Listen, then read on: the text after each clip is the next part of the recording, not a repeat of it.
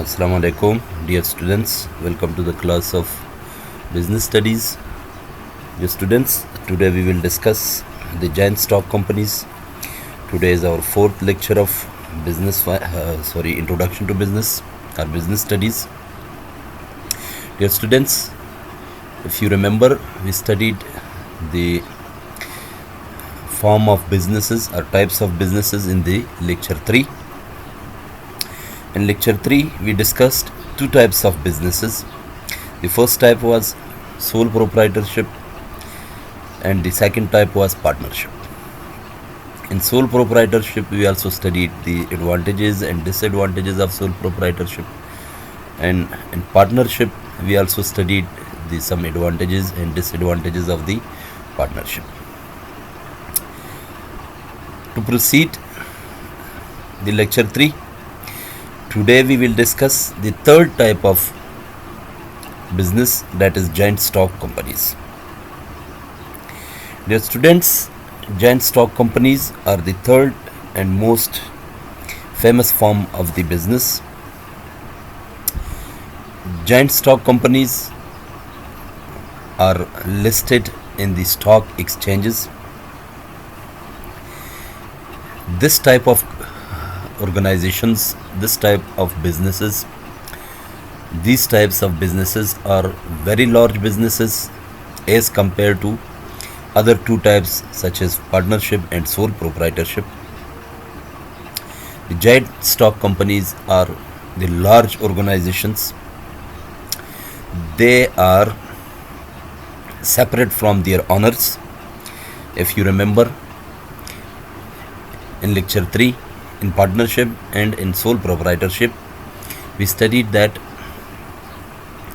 the business owners are the liable for all of the liabilities of the organization. But in giant stock companies, the management is separate and the owners are the separate. They are artificial entities. Owners are not involved in the management of the organizations. So let me start the more explanation regarding giant stock companies. These are some definitions of the giant stock companies. Giant stock company is an association of persons for making profit, same like the business definition. In first class, in the first week, we studied that business, any legal entity that generates profit. Any business that generate profit. So the purpose of giant stock company is also making of profit, because it's also business, it's type of business. So giant stock company is associated for the purpose of profit. Second definition, a corporation by nature is an artificial person, means it's an artificial entity. It's an artificial entity means that it's separate from the owners. Owners are separate and the management is separate. It's created or authorized by a legal statute. It's authorized to a legal statute, a legal advisor. It's authorized to legal advisors. So the legal advisors will carry on the business without the owners for some specific purpose, and specific purpose is making of profit. So the third definition of giant stock company is a company is incorporated or association of persons formed usually for the pursuit of some commercial purpose. So it's formed for this purpose of commercial purpose. So commercial purpose is again the making of profit. So any incorporated association that is generated for the purpose of profit is called giant stock company. So it's an artificial entity, it's an artificial person, it's an association of persons, it's making of profit. So it is authorized by the legal statute to the legal advisor. So management is different and the owners are different. Some features of giant stock companies. These are all features of giant stock companies. first is capital borrowing. The very first feature of the joint stock company is capital borrowing. Recall from the previous lecture, in partnership and in sole proprietorship, we cannot borrow capital due to the single owner or due to the some owners in partnership. So that businesses are very small businesses. So the capital providers, the lenders, the financial institutions who provide funds to the organization will not trust on those businesses, so they will not provide them any capital. But in the case of joint stock companies, the joint stock company can raise funds from the other financial institutions or from the other capital providers. So joint stock companies can borrow capital in its own name to expand the businesses. The long life as compared to other two types of businesses, the joint stock companies have very long life. They have limited liability. Shareholders have limited liability.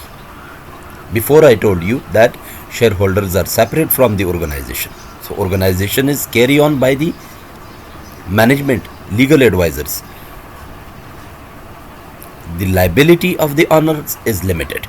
So this limited liability means that owners only can elect the board of directors for their organization.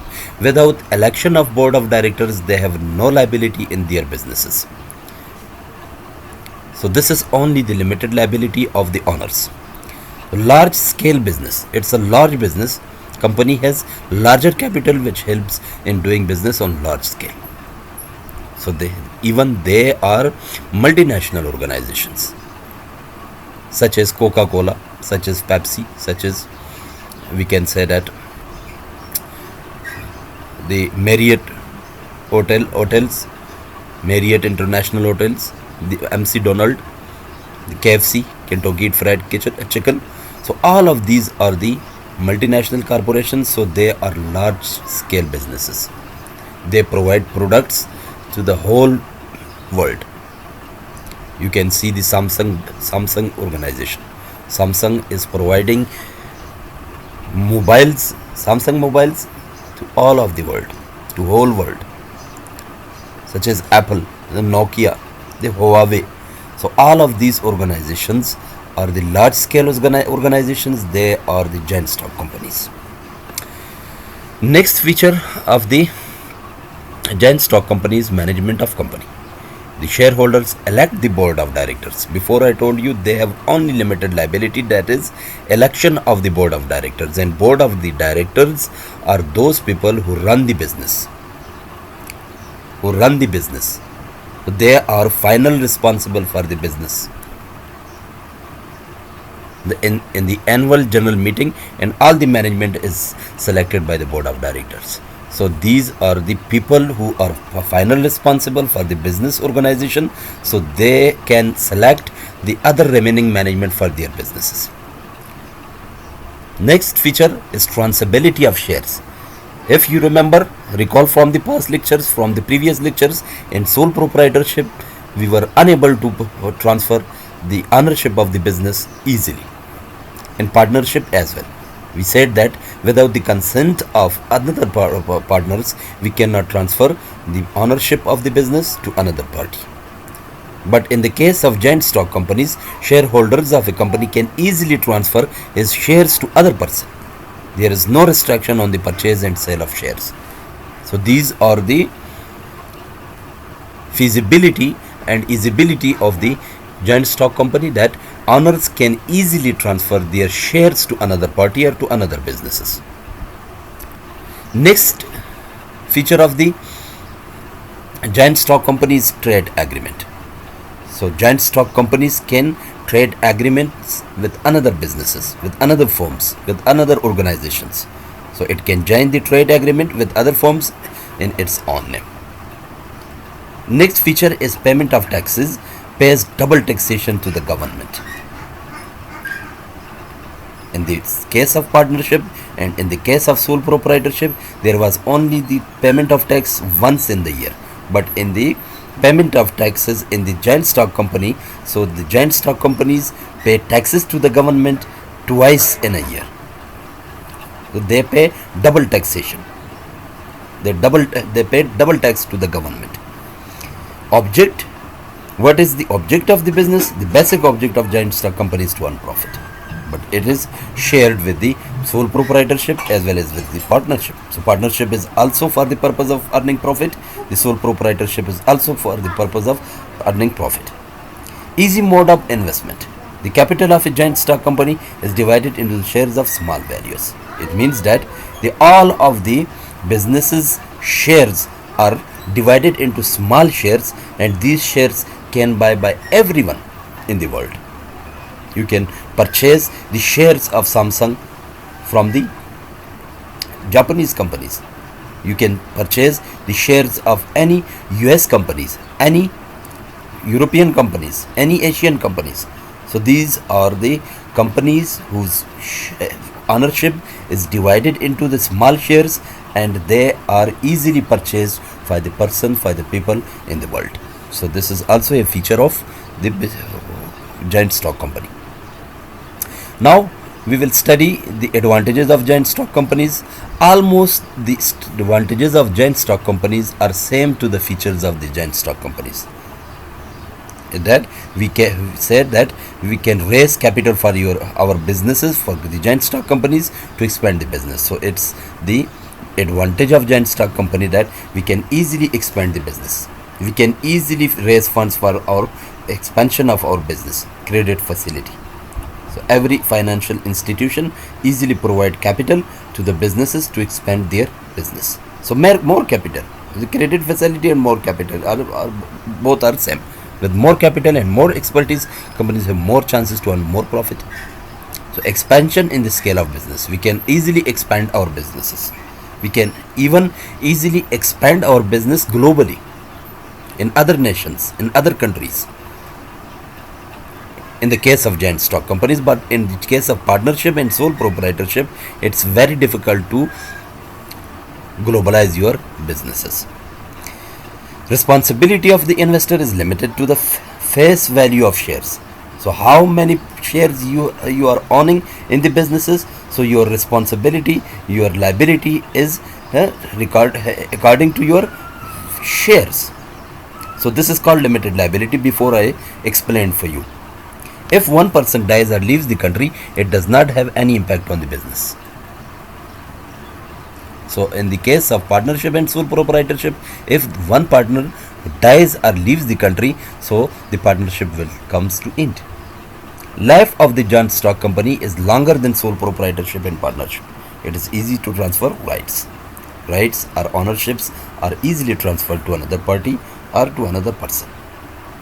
Company can hire better experts with the result in better management. If the company hires better experts, so it can easily and it can better manage the business. By the better management of the business, they can better earn profit for their businesses. So it's also advantage of joint stock company. Public place more confidence in companies rather than in any other form of businesses. So public can trust on the companies, joint stock companies, rather than other forms of businesses such as sole proprietorship and partnership. Anyone can exit from joint stock company by selling his or her shares. So if he sells his shares to another person, so he can easily leave the business, exit from the business, exit from the joint stock company. So it's also advantage of the joint stock company. So there are some disadvantages of joint stock companies as well. Formation of joint stock company is very lengthy. You cannot easily form the joint stock company. It's very complicated and very technical job. So lack of interest. This is also the disadvantage of joint stock company. Lack of interest means that the owners are not involved in the business management. So the managers, the board of directors will work for their own self rather than their owners' interest. So they will work in the business for their own interest on the cost of owners, on the cost of business. So this is lack of interest. This is disadvantage of the joint stock company, because the owners are not involved in the management, so they are will be this will be harmful for the owners, because the management will act, will work, will do for their own interest rather than the owner's interest. There is not much secrecy found in companies. In the case of partnership and sole proprietorship, so there was secrecy in the businesses. No one knows about the profit of sole proprietorship and ownership. No one knows about the failure of the failure of the business, failure of the sole proprietorship and partnership. But in the case of joint stock company, the government know about the profit and loss of the organization. The public also know about the profit and loss of the organization. The other companies, other firms, other organizations also know about the profit and loss of the joint stock companies. So there is no much secrecy found in the companies. Companies pay double taxation to the government. Before I told you, it's a disadvantage of the joint stock company that they are paying to the government double taxation to the governments. Delayed decision making. Why? Because there is not only one owner. If there is only one owner, he can easily decide for their businesses. But decision making in the the joint stock company is very difficult. It's delayed because of more owners. Power is centralized because there are few people who hold major portion of company's shares. So power is centralized. Centralized means the power is in the hand of few people. Few people can lead the whole organization. So it's also disadvantage of joint stock company. Public limited companies versus private limited companies. Now we discuss the public limited companies, that what does public limited companies mean and what does private limited company means. If we look to the number of members in public limited companies, minimum number of members are 7, but in the case of private limited company, minimum number of members are 2. So in the private limited company, you can two persons also can run the businesses, but in the public limited company, minimum number of persons is 7. So less than 7 persons, less than 7 members, the business is unable to run. Issue of shares in public limited company is bound to promote issues of shares to general public through media. They are not advertised, the shares are not advertised through the media or through the public. There is no such provision for private limited companies. Private limited companies can advertise their shares through the media. Name of the company. In public limited companies, add the word LTD with their name. In private limited companies, add the word PVT LTD with their name. So this is difference between the public limited and private limited companies. Annual report. Public limited companies have to present their data to general public, but there is no such provision for private limited companies. So public limited companies are the government companies, so they are bound to present their data, their annual report to the government, but the private limited companies are not bound to present their annual reports to the governments. Transfer of shares. It's easy to transfer shares in public limited companies. It's very easy. But in private limited company, shareholders cannot transfer the shares without the consent of their members. Statutory meetings. It is obligatory for the public limited companies to hold statutory meetings. Laws meetings. There is no such obligation for private limited companies. Submission of annual reports. Before I told you, it is obligatory for the public limited companies to submit their annual report to registered corporate law authority. But in the case of private limited corporations, there is no necessary for private limited companies for the corporate law authority registration. Taxation. Public limited company pay double taxation at different income tax rates, and private limited companies pay tax only once at different income tax rates. So thank you so much. Thank you very much. This was the corporations, the giant stock companies. I hope you got more about the giant stock companies. For now, thank you so much. Thank you very much. Have a nice time.